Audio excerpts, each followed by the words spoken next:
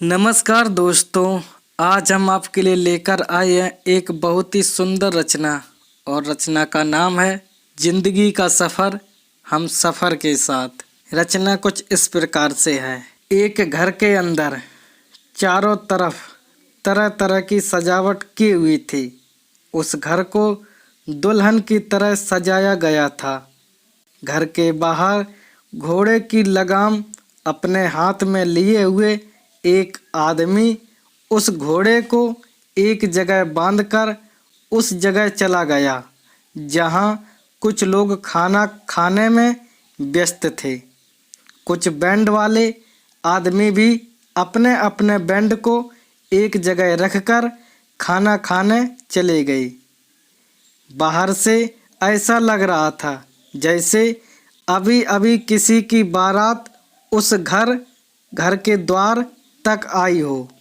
वहीं पास में एक खूबसूरती से सजी हुई कार खड़ी थी जिस पर दूल्हा और दुल्हन का नाम फूलों का दिल बनाकर उसके बीचों बीच इवान वेट्स कियारा लिखा हुआ था। वहीं घर के अंदर मेहमानों का जमावड़ा लगा हुआ था। सभी आपस में बातें करते हुए मंडप में देख रहे थे जहां दूल्हा बना इवान बैठा हुआ था। वहीं मेहमानों के बीच दो औरतें बैठी आपस में बातें कर रही थीं। पहली औरत दूसरी औरत से बोली, आपको पता है सरिता बहन, मैंने सुना है कि इस लड़के की ये दूसरी शादी है और इसके 2 बच्चे भी हैं। सरिता पहली औरत से बोली, हाँ ममता बहन, मैंने भी सुना है कि जिस लड़की से इसकी शादी हो रही है उसकी शादी पहले एक बार टूट चुकी है। शादी के मंडप पर दूल्हा उसे छोड़कर बारात वापस लेकर चला गया था। ममता, क्या सच में बहन? लेकिन ऐसा क्या हुआ जो उसकी शादी टूट गई?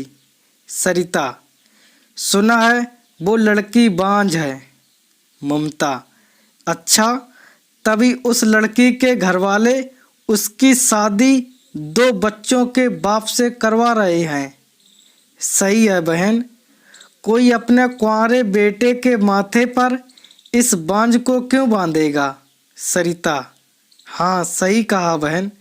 ममता, जाने दे बहन, हम तो यहाँ शादी देखने आए हैं, हमें दूसरों से क्या उनकी जिंदगी वो जाने।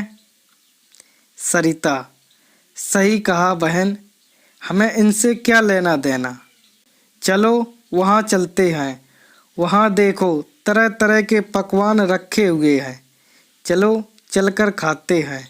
ममता, हाँ बहन चलो, भूख तो बहुत जोरों की लगी है, चलो खाना खाकर फिर आइसक्रीम भी खाएंगे। सरिता, हाँ चलो चलो जल्दी।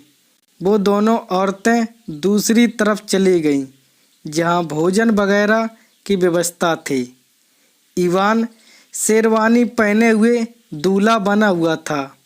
वही मंडप में बैठा हुआ इवान अपने सामने जलते हुए हवन कुंड को देखते हुए अपने मन में बोलता है, Ivan, I am sorry Kiara, मैं ये शादी सिर्फ अपने बच्चों के लिए कर रहा हूँ ताकि उन्हें एक माँ का प्यार मिल सके। मैं शायद ही तुम्हें अपना पाऊँ क्योंकि मैं अपनी अन्नू को कभी नहीं भूल सकता।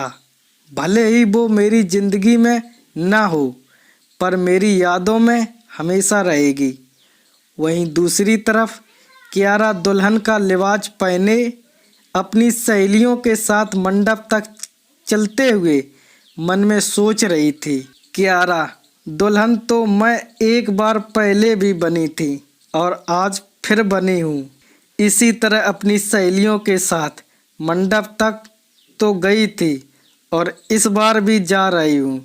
बस फर्क सिर्फ इतना है, तब मंडप तक पहुँचने से पहले कि मेरी ज़िंदगी में तूफान आया था और वो शादी होने से पहले ही टूट गई।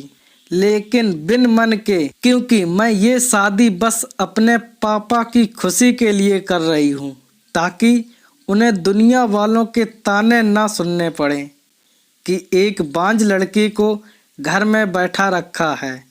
कियारा मंडप तक पहुंच जाती है और दूल्हे बने इवान के बगल में बैठ जाती है। पंडित जी मंत्र पढ़ना शुरू करते हैं और जैसे जैसे वो बोलते वैसे वैसे करते जाते हैं।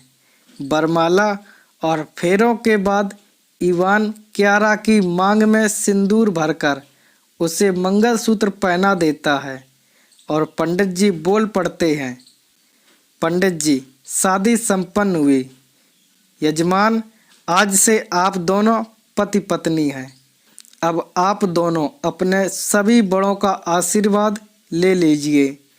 इवान और कियारा दोनों उठकर अपने सभी बड़ों के पैर छूकर आशीर्वाद लेते हैं। कुछ देर बाद कियारा की विदाई हो जाती है और इवान कियारा को अपने साथ अपने घर ले आता है। एक नए सफ़र की शुरुआत करने कियारा को अपना हमसफ़र बनाकर। फिर मिलेंगे दोस्तों इसके अगले भाग में। तब तक के लिए आप अपना ख्याल रखिए और हमेशा मुस्कुराते रहिए।